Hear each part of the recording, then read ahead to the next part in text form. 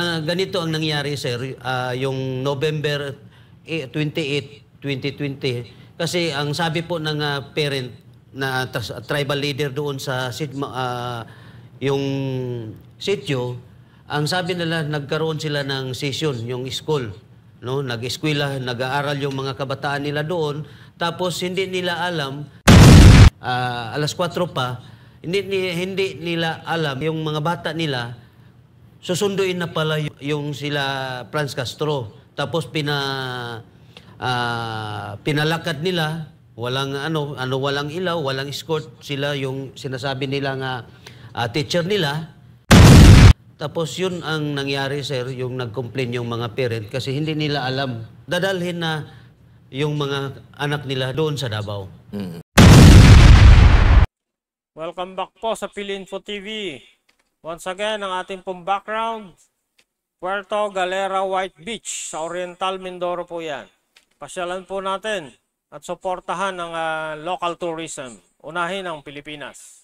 Kung hindi pa ho kayo nag-subscribe, paki-click na po yung subscribe button, hit the notification bell para lagi kayong updated pag mayroon akong bagong i-upload. Kung sa Facebook nyo po ito mapapanood, click nyo lang po yung follow. Paki-like and share na rin po ang ating mga video para mapanood din ng iba. Okay, pag-uusapan po natin ay ang babaeng version ni Paduano. Itong kongresista na to na mahilig ding magpa-contempt.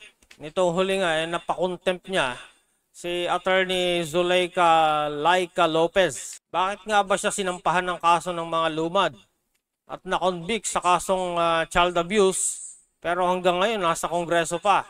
So ngayon sinampahan siya ng ethics complaint. At gusto ng mga lumad na matanggal na siya ng tuluyan dyan sa Kongreso. Okay, panoorin po natin ang video na to.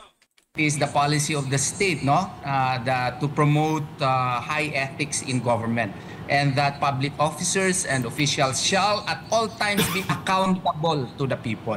So since one of your members has committed a crime and the regional trial court nag-guilty na siya, found guilty na siya.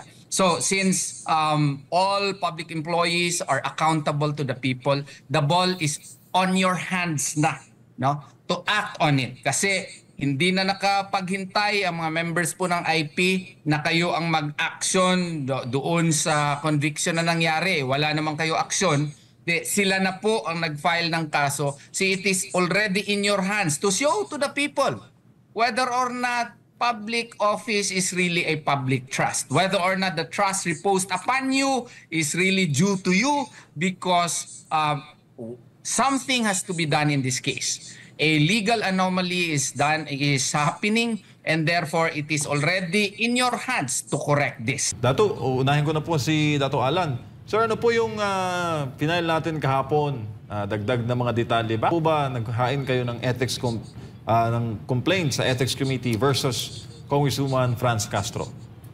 Actually, sir, pinailan po namin si Franz Castro dahil sa kasi convicted naman siya last year 2018. Hanggang ngayon siya, sir, ay nandoon pa sa House of Representatives. Okay, balikan po natin saglit yung video regarding sa conviction ni Franz Castro. Kasama rin pala si Satur Ocampo. Inatulang guilty sa kasong child abuse ng isang korte sa Tagum City sina ACT Teachers Party List Representative Franz Castro at dating Bayan Muna Congressman Satur Ocampo. Batay sa desisyon ng Regional Trial Court Branch 2 sa Tagum City, napatunayang lumabag sa Section 10A ng Republic Act 7610 o Special Protection of Children Against Abuse, Exploitation, and Discrimination Act sina Ocampo, Castro at 11 pa nilang kapwa-akusado.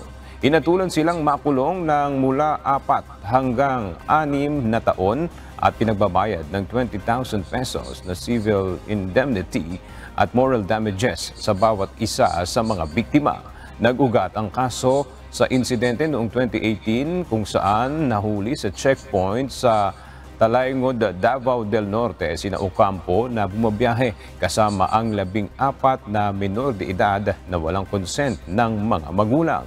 Dati namang iginiit ng mga ito na rescue mission ang ginawang pagbiyahe sa mga kabataang katutubo.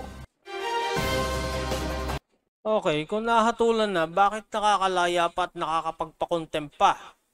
Ayon po sa Philippine Revolution.nu na website, naghain na ng apela sina ACT Teachers Party List Representative Franz Castro sa Torocampo at 12 pang bahagi ng tinaguriang Ingod 18 sa Regional Trial Court 2 sa Tagum City noong Hunyo 22 para baligtarin ang hatol na may sala sa kasong child abuse.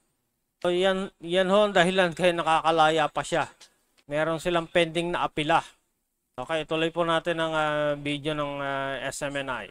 Pinapurso namin, pinailan ng Code of Ethics for government official and employees kasi hanggang ngayon nandoon pa siya sa House of Representatives. Wala pang action sa kamera. Dapat pinapurso namin yung ethics complaint para may action po sa House of Representatives yung makasuhan siya ng administrative case po.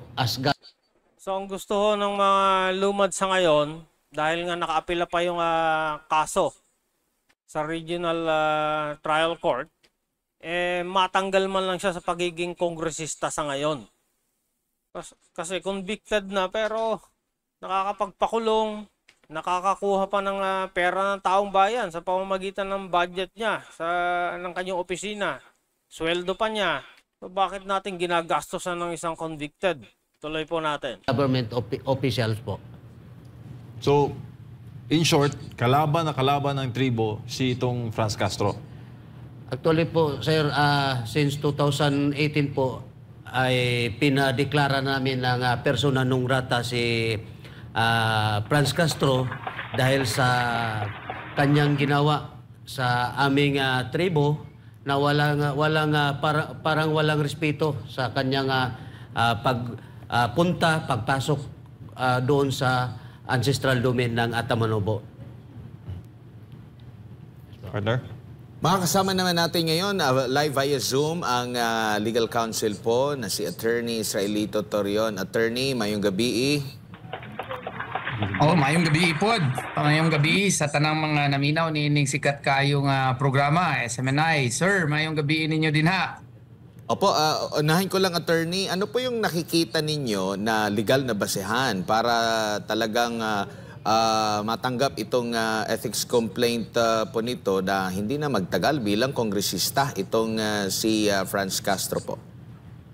Well, ang legal na basihan niyan ay Republic 6713 in relation with Section 40 of Executive Order 292. May krimen kasi siyang na-commit. And for every crime that is committed by a particular person, there is a requisite civil liability as well as administrative liability. And since public officer siya, nag-take siya ng oath of office under Section 40 of Executive Order 292, so he is already governed under our civil service rules. And according to Republic Act 6713, it is required that his actions must be in accordance with civil service rules and regulations, and that he must act with loyalty to the Republic and the high commitment to public service. Yung krimen po na nagawa niya are antithetical to the provisions of Republic Act 6713 and a direct violation of his oath of office as a public officer. So, since yung krimen na found na beyond reasonable doubt na guilty talaga siya, so yung administrative aspect niya, pwede talagang ma-file ng mga complainants, which in this case, itong mga Atamanobo. And kaya nga, hindi ito harassment because as a public officer, he knows na for every crime, there is a civil as well as administrative consequences. So ito po consequence lamang. We are even surprised why the leadership of the House did not take a motu proprio action, they can take a motu proprio action sana, because it is very disconcerting to know that a sitting member of the House of Representatives, no, who has been found guilty of a crime, no, is still sitting as such, despite the fact na may conviction na. And dapat sana sila na lang sana nag-initiate ng motu proprio proceeding, kasi ang administrative case nito requires only substantial evidence, no? So, which is a kind of evidence very much lower than proof beyond reasonable doubt. And kung yung House of Representatives was very concerned with their reputation, with the standing before the public eyes, no, insofar as the House of Representatives is concerned, they could have acted motu proprio or on its own. Pero wala eh. So nag-decide ang mga leaders ng Atamanubo to file this case po. And nag-assist lamang po kami, no, through GMC Law School also. Yang maganda dyan at matalino, estudyante ko yan, si Arian Ramos, no, na Tama lang ho na tanggalin si Franz Castro. Action ang dapat to ng Congress. Kasi tainted na ngayon yung kanilang reputation. Ngayon, pag tinanong mo sa mga tao, Kongreso, ano sa tingin nyo ang Kongreso sa ngayon? Nasa isip ko agad or sasabihin nila, korupsyon, abuse of power. Yung dalawang yan yung main description ngayon ng Congress. So kailangan ma-regain ng Congress ang good reputation through the dismissal nitong si Franz Castro. matagal ding nakatira doon sa Talang-Ingod po noon. Opo, attorney, at maalala natin, isang kongresista din ang kanilang, di ba, tinanggal sa roster nila dyan po sa Kamara, sa katauhan po ni Congressman Arnie Teves, kung saan hindi naman siya convicted. Itong pinag-uusapan natin, Party List Representative Franz Castro, convicted ito. Kaya parang hindi naging pantay ba itong naging pagtrato, or dapat hindi ibaliwala ng liderato ng Kamara itong ganitong reklamo, attorney? Yes, this is really a litmus test, no, on the part of the leadership of the House of Representatives. Kasi dito, convicted talaga yung member ng Congress. Attorney, ito kasing si Castro nagagamit sa pag-atake sa mga Duterte. Si dating Congressman Arnie Teves, hindi nila magagamit Useless. So ito ang kanilang ginagastosan at sinusuportahan kasi panira sa mga Duterte. Unlike dun kay Arnie Teves nga, tama ka, wala pang wala pang conviction yun. So he still enjoys presumption of innocence, yet may ginawa sa kanya. So since walang ginawa, no, despite ilang days na since the conviction doon sa Regional Trial Court, kaya yung mga natibo na po, yung mga victims themselves, yung community leaders ng indigenous peoples po ng Talang-Ingod, ay nag-act na para makita natin kung anong gagawin dito ng liderato ng House of Representatives. The ball is on their hands na. Kasi klaro na masyado, convicted na ito. So ang administrative aspect of the case should likewise be looked into and should be investigated thoroughly so that the appropriate penalty can be meted against this particular individual. Abangan ho natin kung ano magiging action ni Martin Romualdez. Magbibingi-bingihan kaya siya at tuluyan lang na mamimigay ng ayuda. Pag gano'n ang ginawa niya, wala na talagang kapag-apag-asa yung Kongreso. Po, Dato Andigaw, sir. Pwede mo mong maikwento anong pinag-ugatan ng kaso ni Franz Castro na deklarado siyang na-convict siya sa child abuse? Ayan, i-detalye po ng kapatid nating mga lumad kung ano bang kalokohan na pinaggagawa ng grupo ni Castro. Sir, may gabi sa tanan. Ako si magpairap ako sir, si Dato Andigaw Agay. Unsa may nungdan niya nag-anime sa Manila, sir.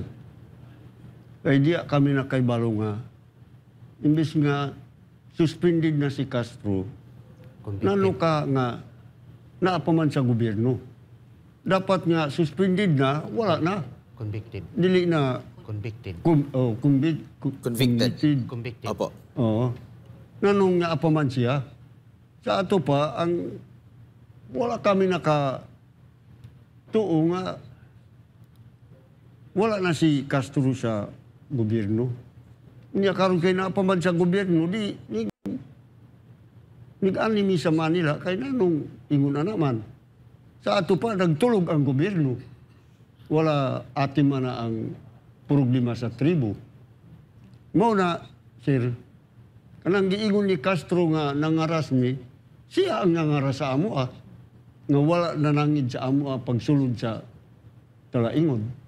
Mao na ang nag-animi dire kay para may balang gyud namo og kinsa ang gobyerno ang mutabang sa amo kung walay mutabang sa amo para may balan namo nga si Castro mao man ang naggatag og problema sa amo malinaw na ang talaingod wala na impi gumikan kay wala na si Ocampo, wala na si Castro o na si Castro sa Manila. Mao na ang kami nga tribal leaders nag-declare mi og kanang gitawag nga rata nga Persona non grata. Ipay lang yun namo si Castro og kaso kay para mawala gid sa gobyerno. Kana lang. Matanong ko rin si Ma'am Arian, kasi dati po kayo sa CPP-NPA. Itong ganitong galawan ba ng mga konektado sa CPP-NPF, yung pagpunta sa mga bundok, papunta sa mga Nako, eto pala, meron pala silang kasama na dating miyembro ng CPP-NPA. So ito yung magpapatunay na talagang involved itong si Castro. CPP community, paghimok sa kanila. Saan parte ito? Parte ito ng kanilang mga propaganda para palakihin ang organisasyon? Before that, why is it na andito ako? Sabihin ko lang. Our organization, Kalinaw Southeastern Mindanao, is a regional federation ng mga former rebels sa Southeastern Mindanao. That's why SAMR. And for us, it is very essential to really look into the welfare of the indigenous peoples. Kasi po, ako in particular, I stayed in Talaingod for almost 7 years. So, ang timeline ng 2018 na nangyari yung situation na yun, we were the ones who operated sa area ng Talaingod. And okay, balikan ka lang namin na Arian sa balik lang, ayusin lang natin yung audio. Kay Dato Alan muna. Balikan natin yung pagpunta nila mismo doon sa area. Ano bang sadya nila doon? And nakita natin pumalag yung mga magulang, mga elders, mga IP leaders, kalaunan. Para at least alam ng ating mga kababayan kasi naganap ito mga taong November 28, 2018 po. 2018, okay? During Duterte administration. Yes po. Sige po. Actually po, yung pagpasok po ni Franz Castro doon sa amin, sa Talaingod, ay ang pagkakaalam namin, sir, doon sa area, may 5 van po paakyat doon sa sir, sa bundok, sir. Tapos ang kakaalam namin, sir, yung mga tribal leaders there through radio, yung Bauping, sir, na mayroong ban pumasok doon. Tapos yung mga IPS leader, yung mga tribal leaders, sir, is kasi hindi nila alam kung sino po yung nagpasok doon sa ancestral domain po ng Atamanobo. So, as bilang technical arms ng IPS, ng Tribal Council of Talaingod, ay pinatawag po namin yung bagani namin, yung tinatawag nilang Alamara. Yun po yung team leader po, si Dato Andigaw Agay. Tapos pinatawag namin, parang inuhold namin. Tapos si Dato Andigaw Agay ay well-coordinated the PNP of Municipality of Talaingod. Then EFP. Para kasi hindi man kami mabawal yung pag-hold sa amin, sa kanila. yung coordinate kami ng PNP. So tapos nandoon na yung PNP. So yun ang kuan nila. Tapos ang napakasakit sa amin, sir, kasi based in Republic Act 8371 ay may sarili kaming good governance ng aming lupang ninuno. Tapos yung tuloy si Franz Castro ay pumapasok na walang pahintulot, walang paalam. Yung tinatawag namin nga consent. Kung sino po yung papasok sa ancestral domain ay kailangan po kumuha ng consent ng IPS leader. Pero itong pagpunta nila dito during that time, ilang beses na nila itong ginawa? Kasi ang kanilang palusot is nililigtas lang daw nila yung mga kabataan. Actually, sir, nandyan man yung kasama namin, yung parent ng mga yung out of yung 14, nandyan yung isa, no? Yun ang isa yung nag-complain sa kanya. Tapos, kasi ganito ang nangyari, sir, yung November 28, 2020, kasi ang sabi po ng parent na tribal leader doon sa yung sitio, ang sabi nila, nagkaroon sila ng session, yung school, no? Nag-eskwela, nag-aaral yung mga kabataan nila doon. Tapos hindi nila alam, alas 4 pa ng mag-apon yung yung tawag, alas 4 pa, hindi nila alam yung mga bata nila susunduin na pala yung nila, no? Iba magsusundo. Oo, yung sila Franz Castro. Tapos pinalakad nila. Walang walang ilaw, walang escort, sila yung sinasabi nila nga teacher nila. Tapos yun ang nangyari, sir, yung nag-complain yung mga parent kasi hindi nila alam nga dadalhin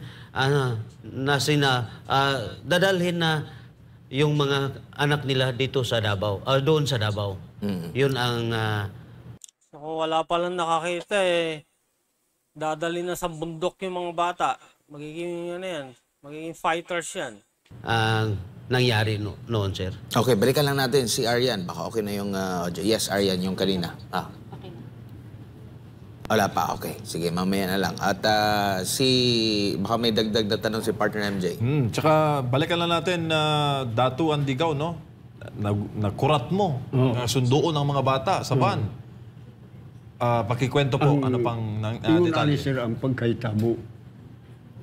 Ngayon nanawag dito sa si Kiyo Igang na nag-agi na ang 5 kaban. Gipangutan na sa security dito o mga dato sa Igang kay kami nag-alsa lumad yun ni sir. Critical ang area namo. Karon nanawag na ay nagsulod nga 5 kaban nya mga pastor daw nga naay mga dibliya gidala. Mga baka kayo ang dibliya nila. Unya karon tawagan ko dito sa GBL, nagbaba ko sa Santo Niño. Akong giabangan diya sa sintro dito sa Santo Niño.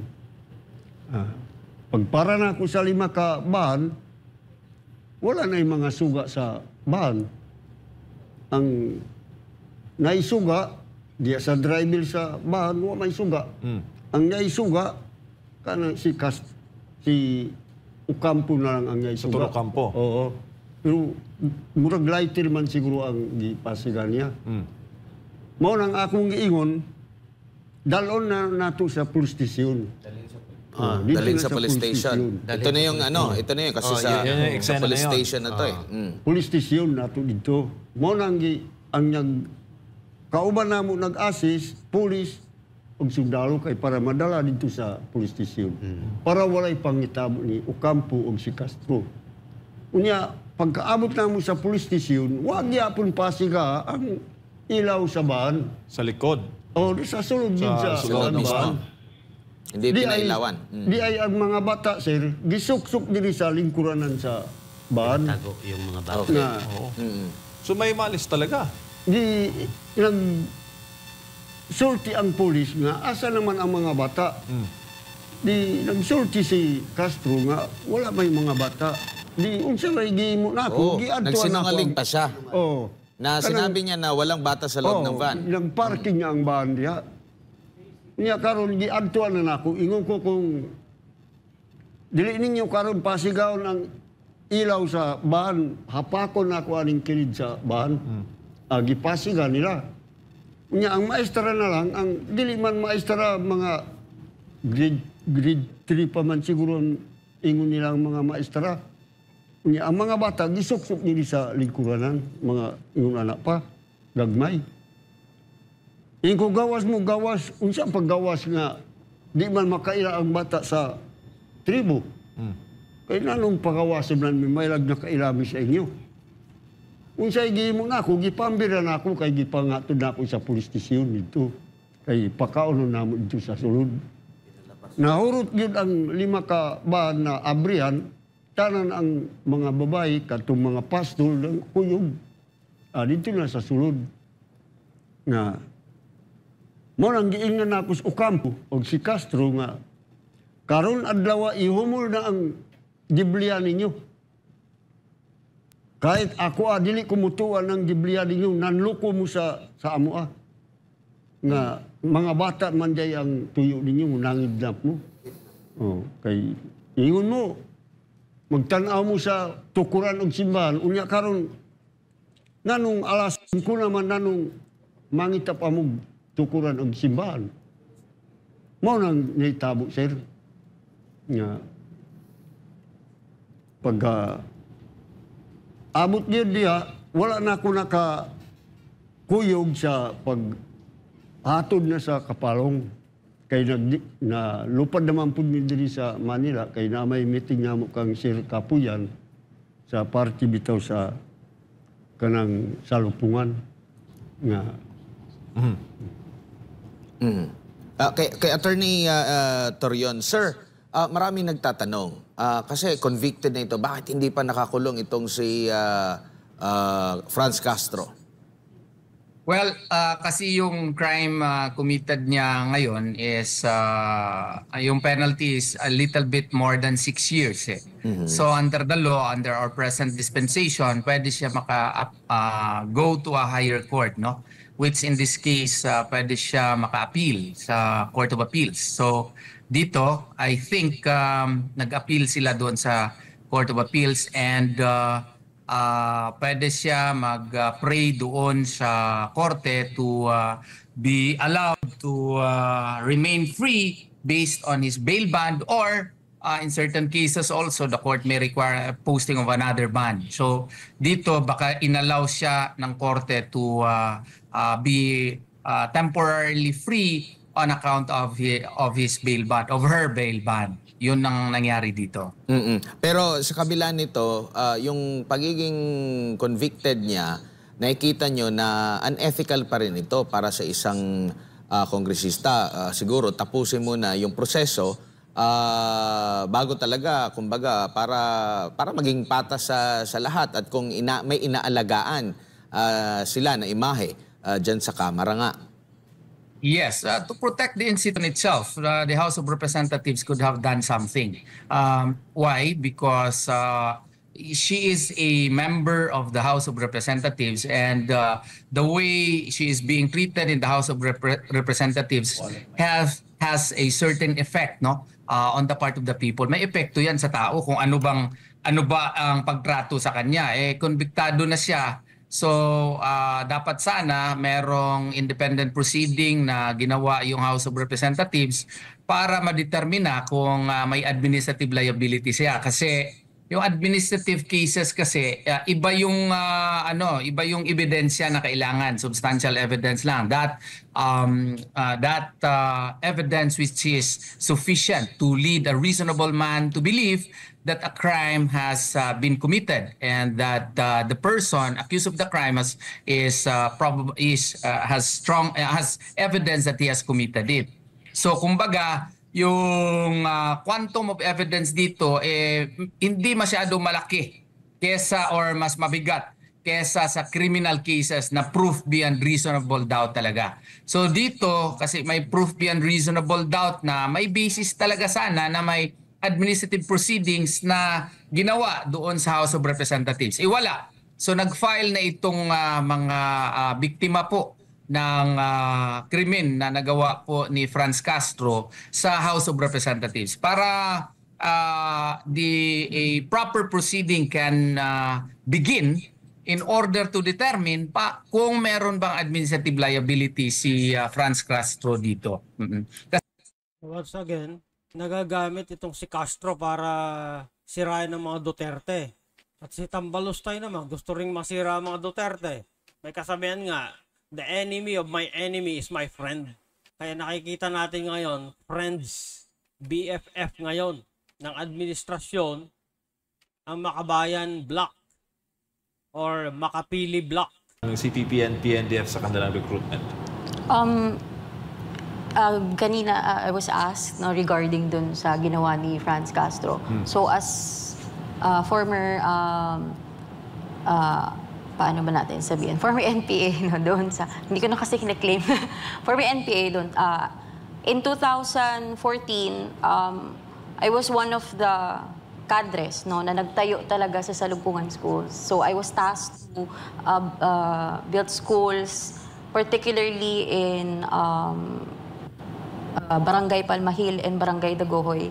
So nakapagtayo po kami ng 21 schools sa Talaingod, Davao del Norte in particular. Aside from that, yung sinabi mo na 55 schools, it's a mandate of the Communist Party of the Philippines to establish schools because si Talaingod, Davao del Norte ay meron ng municipal level shadow government. So ibig sabihin, nanalo na kami sa aming inilunsad na People's Democratic Revolution sa panahon na yon. So si Franz Castro bilang isang member ng Communist Party of the Philippines ay isang miyembro ng Legal Front Organization na siya ngayon ay nagtatago bilang kongresista sa ACT Party List together with other congressmen sa Kabataan Party List and sa Gabriela. So there are those people na ginagamit para sa parliamentary struggle. Pag sasabihin nating parliamentary struggle, ito yung isang forma ng pakikibakal under the People's Democratic Revolution, which is may interplay siya with the armed struggle. So kami na nasa bundok ay merong very close, hindi naman actually, very close coordination sa lahat ng ginagawa ng mga miyembro ng komunista ng CDP na nasa parliamentary struggle. So si Franz Castro at that time, in 2018, siya po ay isa sa mga tao kasama si Saturo Ocampo na ginawan ng paraan para madepensahan si Talaingod kasi we were under attack by the 10th Infantry Division. So ibig sabihin, ang mga tao na nasa urban, sila ang mga tao na nakikibaka para sa legal na pamamaraan para protektahan kaming mga NPA na nasa bundok. That's why the party mandated na ipababa yung mga bata na mga estudyante ng Salumpungan schools at sila dapat yung tatanggap because they had this legal standing to protect the children kasi nga mga kongresista sila. Mga kongresista siya at former congressman naman si Saturo Ocampo. So doon natin makikita na yung interplay ng parliamentary at armed struggle, it is very clear na ang purpose talaga ng Salumpungan schools, that's why na-shutdown siya, is terror grooming. Breeding ground siya ng mga kabataan para maging membro ng New People's Army. Tuturuan magalit sa gobyerno. Hindi lang turuang magalit sa gobyerno, but in a violent way. Because we teach children, napakabata pa, napakamurang edad pa. We teach children aside from magalit, but we teach them how to bear arms, to kill of course, members of the Armed Forces of the Philippines. So kumbaga, malayo ito doon sa curriculum ng kinikilala ng ating pamahalaan yung sa Department of Education. Kaya pinasara kasi balita ko, pati yun nga, nabanggit mo, yung paano humawak ng armas, paano mag-disassemble ng armas. Kasama yun sa tinuturo din. Hindi naman. The school itself, it is operating naman in a legal way. So because DepEd permitted na mag-operate ang Salumpungan. Pero in a way kasi, yung teaching niya, hindi siya same sa teaching ng, ordinary schools under DepEd. Kasi may hawak kami na curriculum. So yung curriculum na yon, because isa sa mga itinuturo sa mga kabataan is yung magalit ka sa gobyerno. So yung curriculum na yon, may mga tanong doon na sino yung berdugo, letter A, military, may mga ganon. So because of that kind of education na natatanggap nila, tapos syempre doon sa community, andun lang kami sa gilid-gilid, no? Tapos yung mga pamilya nila, mga members ng NPA. So after a while, kung gusto nilang pumunta doon sa kampo namin, pwede silang pumunta doon. Doon na sila mag-integrate sa amin. So kami na yung NPA na mismo yung nagtuturo sa kanila. And then we will, because meron na silang foundation ng galit.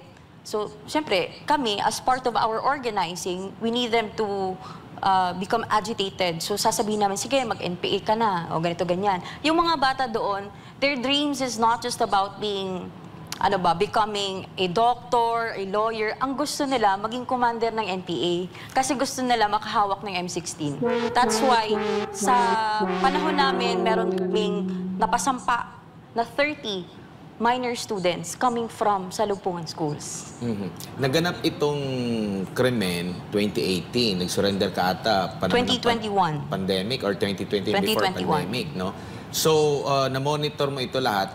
Kumbaga parang, kasi nagalit na yung mga magulang eh. Paano umabot sa punto na nagalit na kayo? Kasi kung matagal na rin kayo nag-operate doon, so ano yung dahilan kung bakit pinigilan ninyo at hindi nyo hinayaan yung mga bata or hindi nyo hinayaan sina Castro na makuha yung mga bata, Dato? Actually, sir, parang kasi hindi namin alam po, sir, na papasok yung kinukuha yung mga kabataan. Ang kakaalam lang po ng mga parent po ay nag-aaral po yung mga bata doon sa kanilang... Pero hindi nyo alam kung ano yung klase yung tinuturo doon? Hindi po alam ng mga parent po kung ano po yung mga strategy, yung ituro sa kanila, yung mga kabataan. Pero kayo po mismo, sinubukan din na ma-recruit ng CPP-NPA? Actually, sir, yung sa noon, sir, ang dami ng NPA doon sa aming lugar, sir. Pero hindi kami sir, hindi kami. Alam po ni Kamarikit yung ang tagal naman ni Ma'am Marikit doon sa amin. Ano yung ma'am, kumbaga nakikita ninyo na parang, yun nga, 2018 ito, hindi naging successful yung inyong doon sa sa mga bata at nangyari ngayon na nahuli nga yung mga sina Castro and Satur. Why is it na hindi naging successful? It's because at that time, malakas na yung, yung campaign against sa amin. And it's because of the EO70.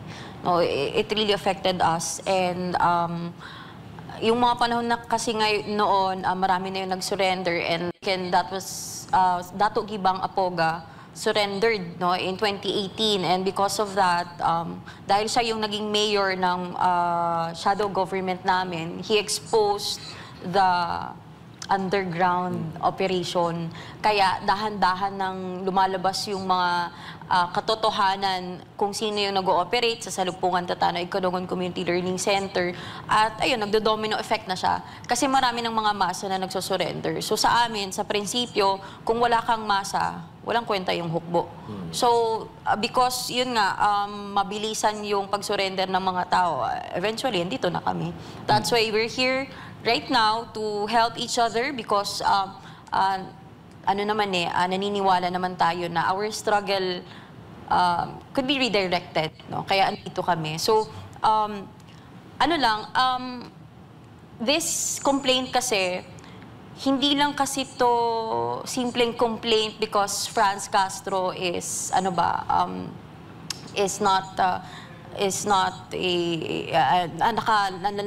nakalabag siya doon sa Code of Conduct, etc. But this ethic complaint is more than that. Dapat panahon na to na ma-recognize ng government na merong Communist Party of the Philippines member na nasa Kongreso. So, why is it that you're allowing someone to talk to to be seated in the Congress na the only purpose, why is it na andyan sila, is to destroy the government. So, why is it the government allows people like Castro, like Raul Manuel, and Arlene Brosas, pumapayag ba ang gobyerno na sirain ng Communist Party of the Philippines ang gobyerno natin? No? It's a call for them to be awakened kasi yung Ayan, makinig ka, PBBM, Tambalustay. kung totoo kang naniniwala at nagrerespeto sa karapatan ng indigenous peoples, dapat pinaalis nyo na siya. Dapat hindi nyo na siya pinagsasalita. So, if Castro will always say na harassment ito, it's intimidation, may mga tao na nagtuturo sa kanila, hindi po kami bobo. Because our complaint, the complaint of the indigenous people is rooted from their historical experiences for like how many decades na hawak-hawak ni CPP, NPA ang Talaingod, no? More than 3 decades. So, dahil bumitaw na sila sa CPP, NPA, it is high time that we expose what is the truth. Kasi ang pinaka-napaka-insulto sa lahat, hanggang ngayon, dala-dala pa rin ng Kabataan Party List, dala-dala pa rin ni Franz Castro, yung panawagan sa IP community, lalong-lalo na sa Talaingod. They're saying that they need to help the indigenous people na maitayo ulit ang Salugpungan Tatano Ikonogon Community Learning Center, etc., etc. I hope that the government would realize na everything na sinasabi nila is not really genuine dahil mandato yun ng Communist Party of the Philippines. Hindi yun dahil advokasya nila. Meron pa bang dapat katakot sa kanila? Or dapat pa bang matakot ang gobyerno sa kanila? Considering na grabe na yung pagkapanalo, lalo na during past administration, talagang napilayan na ng gusto itong CPP, NPA, NDF na talagang hanggang ngayon ito-tolerate pa nila sila. The number one question is that bakit matatakot ang gobyerno? No? Why is it that matatakot ang gobyerno na supposedly the government will really be the one na dapat magpakita ng political authority because they are the real, the Republic of the Philippines is the real government. No? So hindi pwedeng matatakot tayo sa Communist Party of the Philippines na nabibilang lang naman sila sa kamay. But eventually, because kahit nabibilang sila sa kamay, but because they have this ideological advantage, dahil meron silang Marxism-Leninism, Maoism, pero at the end of the day, they're still waging violence. So dahil meron naman tayong malaking paniniwala sa Philippine Constitution, at kung totoo talaga no, na genuine tayo na tumitingin sa welfare, hindi lang ng mga indigenous peoples, kung hindi sa buong toiling masses, gagawin natin yung karapat-dapat. And number one is that, paalisin yung mga taong paulit-ulit na naming sinasabi ng mga membro ng Communist Party of the Philippines. So lumalabas ngayon, pinagkakanulo ni Tambalustay at ni PBBM ang AFP. Kasi sinusuportahan at pinalalakas nila ngayon ng mga terorista na puwapatay sa mga kasundaluhan. So dyan mo talaga makikita ang kabalbalan ng gobyernong ito. So hanggang dyan lang ho muna. Paki-like and share na lang po ang video ito kung nagustuhan ninyo. Paki-comment na rin po ang inyong saloobin para malaman din ng iba. Hanggang sa muli po. Salamat po.